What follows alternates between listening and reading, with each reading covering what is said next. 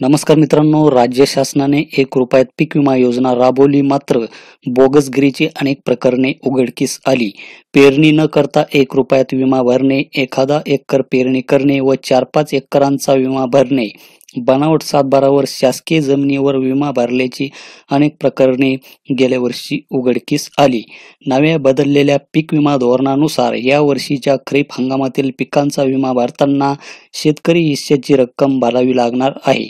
शेतकऱ्यांना सहजासहजी पीक विमा भरावा इतकी कमी रक्कम नाही, शिवाय आता नुकसान भरपाई केवळ पीक कापणी प्रयोगावर आधारितच मिळणार आहे. तर मित्रांनो, खरीप पीक विमा 2025 चे जे काही ऑनलाईन अर्ज आहे हे 1 जुलैपासून चालू झालेले आहे आणि याची अंतिम मुदत 31 जुलै इतकी आहे. तर हा जो काही ऑनलाईन अर्ज आहे हा CSC मधून कशा पद्धतीनं भरायचा त्याची माहिती आपण या व्हिडिओमध्ये बघणार आहोत. तर मित्रांनो, व्हिडिओ हा स्किप न करता शेवटपर्यंत पहा. तर सर्वप्रथम आपणास PMFBYच्या वेबसाईटवर यायचे आहे. येथे आल्याच्या नंतर एनरोलमेंट पार्टनर्स मध्ये CSC हे ऑप्शन आपणास यामध्ये निवडायचे आहे. त्यानंतर आपणास आपला जो काही CSC चा ID आहे, पासवर्ड आहे, हा कॅप्चा टाकून यामध्ये साइन इन व्हायचे आहे. त्यानंतर आपणास आपले स्टेट येथे निवडून घ्यायचे आहे, जसे की महाराष्ट्र. त्यानंतर सर्वात पहिलेच ऑप्शन आपणास यामध्ये निवडायचे आहे आणि सबमिट या बटनावर येथे क्लिक करायचे आहे. त्यानंतर ॲप्लिकेशन मध्ये यायचे आहे आणि नवीन अर्ज भरण्यासाठी आपणास येथे ॲप्लिकेशन फॉर्म याच्यावर क्लिक करायचे आहे. त्यानंतर आपणास येथे बँकेची डिटेल ही विचारली जाईल. तर बँकेची डिटेल्स आपणास यामध्ये त्या शेतकऱ्याची भरून घ्यायची आहे, जसे की डिस्ट्रिक्ट, बँकेचे नाव यामधून निवडून घ्यायचे आहे. त्यानंतर आपली जी काही ब्रांच आहे ती ब्रांच यामधून निवडून घ्यायची आहे. त्यानंतर अकाउंट टाईप मध्ये सेव्हिंग आहे की लोन. त्यानंतर आपणास आपला जो काही अकाउंट नंबर आहे तो अकाउंट नंबर येथे टाकायचा आहे आणि परत एकदा येथे तोच अकाउंट नंबर येथे टाकायचा आहे आणि check bank details and continue याच्यावर क्लिक करायचे आहे. त्यानंतर येथे फार्मर डिटेल्स मध्ये त्या शेतकऱ्यांनी मागील वर्षी जर पीक विमा हा भरलेला असेल तर ऑटोमॅटिक येथे माहिती त्या शेतकऱ्याची फेच होऊन येईल. जर ती माहिती फेच होऊन आली नाही तर आपणास ही जी काही माहिती आहे ही माहिती येथे टाईप करून भरून घ्यायची आहे. जसे की येथे नेम ॲज पर पासबुक, जसे पासबुकवर नाव आहे तसे यामध्ये टाका. त्यानंतर जसे आधार कार्डवर नाव आहे तसे नाव यामध्ये टाकून घ्या. त्यानंतर आधार कार्ड क्रमांक हा टाका आणि व्हेरीफाय या बटनावर येथे क्लिक करा.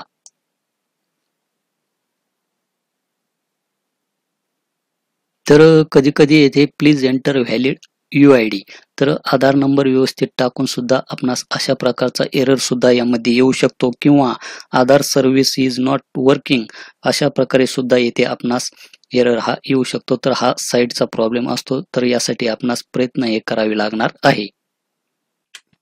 आधार नंबर व्हेरीफाय केल्याच्या नंतर अशा प्रकारची एक ग्रीन टिक येथे येऊन जाईल आणि आपला जो काही फार्मर ID आहे हा फार्मर ID नंबर सुद्धा येथे ऑटोमॅटिक येऊन जाईल. जर आपण फार्मर ID हा काढलेला नसेल तर आपणास यामध्ये पीक विमा योजनेत सहभागी होता येणार नाही. त्यानंतर येथे रिलेशन टाईप मध्ये son of, daughter of, wife of जे असेल ते आपण यामध्ये निवडून घ्या. रिलेटिव्ह नेम यामध्ये टाकून घ्या. त्यानंतर येथे मोबाईल नंबर टाकल्याच्या नंतर आपणास येथे व्हेरीफाय या बटनावर येथे क्लिक करायचे आहे. त्यानंतर हा जो काही कॅप्चा दिसत आहे हा कॅप्चा आपणास यामध्ये टाकायचा आहे आणि व्हेरीफाय या बटनावर क्लिक करायचे आहे. व्हेरीफाय या बटनावर क्लिक केल्याच्या नंतर 6 अंकी OTP त्या मोबाईलवर जाईल. तो OTP टाकून सबमिट या बटनावर क्लिक करायचे आहे.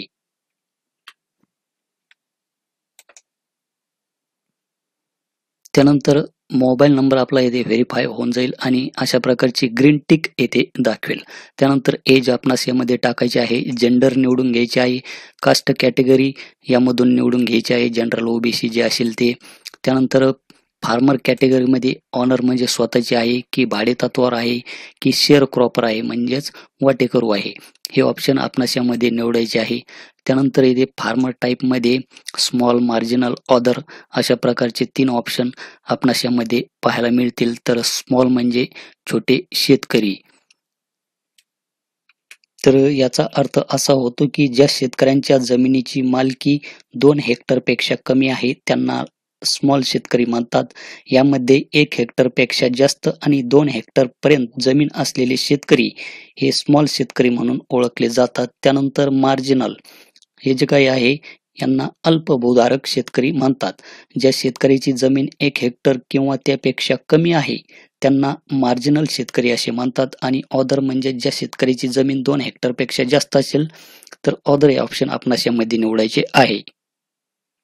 त्यानंतर रेसिडेंटल ॲड्रेस यामध्ये आपणास त्या शेतकऱ्याचा टाकून घ्यायचा आहे, जसे की डिस्ट्रिक्ट, सब डिस्ट्रिक्ट, त्यानंतर जे काही व्हिलेज असेल ते व्हिलेज आपणास यामध्ये टाकायचे आहे. ॲड्रेस येथे टाकायचा आहे आणि पिनकोड येथे टाकायचा आहे.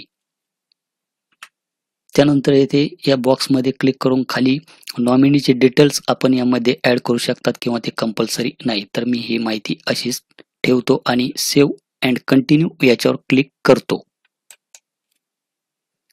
त्यानंतर येथे नंबर 3चे जे काही ऑप्शन आहे क्रॉप डिटेल, तर त्या शेतकऱ्याची जमीन जेथे असेल त्या जमिनीची डिटेल आपणास यामध्ये भरून घ्यायची आहे. जसे की डिस्ट्रिक्ट निवडायचा आहे, त्यानंतर तालुका निवडायचा आहे, महसूल मंडळ यामधून निवडायचे आहे, ग्रामपंचायत निवडायची आहे आणि व्हिलेज यामधून निवडून घ्यायचे आहे. त्यानंतर येथे मिक्स क्रॉपिंग या बॉक्समध्ये क्लिक करून आपण ही जी काही पिके आहे ही पिके आपण यामध्ये पाहू शकतात. तर अशा प्रकारे आपण येथे एक एक पीक यामध्ये ॲड करू शकतात. त्यानंतर शेविंग डेट यामध्ये टाकू शकतात आणि यामध्ये आपणास डिफाईन रेशो हा यामध्ये काढून घ्यावा लागणार आहे. तर रेशो काढण्याची जी काही प्रोसेस आहे ही थोडीशी वेलींना किचकट वाटते, त्यामुळे आपण यामध्ये काय करूया, एक एक पीक यामध्ये ऍड करून घेऊया. तर येथे क्रॉपमध्ये सिलेक्ट या बटनावर क्लिक केल्याच्या नंतर ही जी काही पिके आहे ही पिके आपणास यामध्ये दाखवली जातील. तर कापूस मी हे येथे निवडून घेतो. त्यानंतर शेविंग डेट म्हणजेच पेरणीची तारीख आपणास यामध्ये टाकायची आहे. त्यानंतर येथे ऑनरशिपमध्ये स्वतःची आहे की भाडे तत्वावर आहे की शेअर क्रॉपर आहे की मिक्स आहे हे ऑप्शन आपणास यामधून निवडून घ्यायचे आहे. त्यानंतर आपणास आपल्या शेतीचा जो काही सर्वे नंबर आहे हा सर्वे नंबर आपणास यामध्ये टाकायचा आहे. त्यानंतर खाता नंबर यामध्ये टाकायचा आहे. तर 7/12 आणि 8 सुद्धा खाता नंबर हा असतो. तर हे टाकल्याच्या नंतर येथे व्हेरीफाय याच्यावर क्लिक करायचे आहे. त्यानंतर त्या शेतकऱ्याची डिटेल येथे दाखवली जाईल. त्या शेतकऱ्याच्या नावावर किती जमीन आहे ती इथे दाखवली जाईल. त्यानंतर हा जो काही गोलाकार वर्तुळ दिसत आहे याच्यावर क्लिक करायचे आहे आणि इथे ऑलरेडी जर त्या शेतकऱ्याने विमा हा उतरविलेला असेल तर इथे त्याची माहिती आपणास यामध्ये दाखवली जाईल. तर इथे 0 दाखवत आहे म्हणजेच विमा उतरविलेला नाही. तर आपणास इथे सबमिट या बटनावर इथे क्लिक करायचे आहे. जर समजा त्या शेतकऱ्याला कापूस हा 1 हेक्टर जर लावायचा असेल तर एक आपणास यामध्ये टाकायचे आहे. तर जी काही फार्मर शेअर आहे भरणारी रक्कम आपणास येथे दाखवली जाईल, येथे 1800 रुपये. जर त्या शेतकऱ्याला 2 एकर जर भरायचा असेल कापसाचा विमा तर 0.8 असे आपणास करायचे आहे. 1 एकर जर भरायचा असेल तर 0.4 अशा प्रकारे माहिती आपणास यामध्ये टाकून घ्यायची आहे. तर 0.8 टाकल्याच्या नंतर फार्मर शेअरमध्ये पाहू शकतात की 1440 रुपये त्या शेतकऱ्याला भरावे लागणार आहे. त्यानंतर आपणास येथे ॲड क्रॉप और सर्वे नंबर फॉर इन्शुरन्स याच्यावर क्लिक करायचे आहे. आपण जे काही क्रॉप ॲड केलेले आहे ते आपणास येथे खाली दाखवले जाईल. जर आपणाकडून चुकीनं दुसऱ्याच क्रॉप यामध्ये जर सिलेक्ट झालेला असेल तर ॲक्शनच्या खाली हा जो काही आपणास सिम्बॉल दाखवत आहे एकसारखा येथे क्लिक करून आपण ही माहिती परत यामध्ये भरू शकतात. तर अशाच प्रकारे मी येथे तूर हे ऑप्शन येथे निवडतो. त्यानंतर शेविंग डेट येथे टाकून घेतो. त्यानंतर येथे सर्वे नंबर हा टाकतो. त्यानंतर खाता नंबर येथे टाकून घेतो आणि व्हेरीफाय या बटनावर क्लिक करतो. त्यानंतर हा जो काही वर्तुळ आहे याच्यावर क्लिक करतो. सबमिट या बटनावर क्लिक करतो. तर तूर या शेतकऱ्याची 20 गुंठे आहे. तर 0.2 असे मी करतो. तर भरणारी रक्कम पाहू शकतात की 180 रुपये. तर परत येथे आपणास ॲड क्रॉप याच्यावर क्लिक करायचे आहे. तर आपण जे काही भरलेली पिके आहे ती आपणास आता इथे खाली दाखवली जात आहे. त्यानंतर मित्रांनो नंबरचे 4चे जे काही ऑप्शन आहे ॲप्लिकेशन डॉक्युमेंट्स, तर यामध्ये आपणास कोणकोणती कागदपत्रे ही अपलोड करावी लागणार आहे तर यामध्ये सुरुवातीला आपण पाहू शकतात की ते पासबुकच्या पुढे काय आहे रेड स्टार मार्क आहे म्हणजेच पासबुक हे आपणास यामध्ये कंपल्सरी अपलोड करावे लागणार आहे. तर चूज फाईलवर क्लिक करून पासबुक मी यामध्ये घेतलेले आहे. तर JPG PDF फाईलमध्ये सुद्धा आपण यामध्ये ते अपलोड करू शकतात. त्यानंतर आपणास इथे अपलोड याच्यावर क्लिक करायचे आहे. त्यानंतर डॉक्युमेंट अपलोडेड सक्सेसफुली अशा प्रकारे येथे माहिती दाखवली जाईल. त्यानंतर येथे अपलोड युअर लँड रेकॉर्ड. तर इथे आपणास जमिनीचे जे काही 7/12 आहे 8 आहे हा अपलोड करण्याची आवश्यकता नाही. त्यानंतर येथे शोविंग सर्टिफिकेट हे सुद्धा आपणास यामध्ये अपलोड करण्याची आवश्यकता नाही. परंतु येथे टेनंट सर्टिफिकेट म्हणजेच आपली जमीन जर भाडेतत्वावर असेल तर ते सर्टिफिकेट आपणास यामध्ये अपलोड करणे हे कंपल्सरी आहे. तर मित्रांनो आपणास फक्त येथे बँकेचे पासबुक हे अपलोड करायचे आहे. 7/12 अपलोड करायचं नाही, 8 अपलोड करायचं नाही, शोविंग सर्टिफिकेट सुद्धा अपलोड करण्याची आवश्यकता नाही. जर आपल्याला अपलोड करायचे असेल तर आपण खुशाल अपलोड करू शकता. तर मी येथे हे जे काही कागदपत्रे आहे ही अपलोड करणार नाही. फक्त मी येथे बँकेचे पासबुक येथे अपलोड केलेले आहे. त्यानंतर आपणास येथे प्रिव्ह्यू या बटनावर येथे क्लिक करायचे आहे.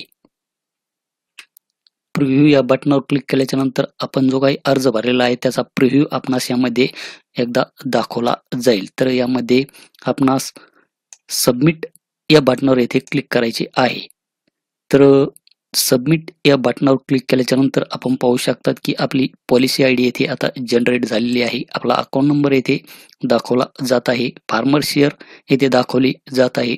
टोटल एरिया आपण किती भरलेला आहे त्याची माहिती सुद्धा इथे दाखवली जात आहे. ब्रांच नेम दाखवले जात आहे आणि जे काही पिके आपण लावलेली आहे त्याची माहिती येथे खाली दाखवली जात आहे. तर येथे पे लेटर आणि मेक पेमेंट हे 2 ऑप्शन पाहायला मिळतील.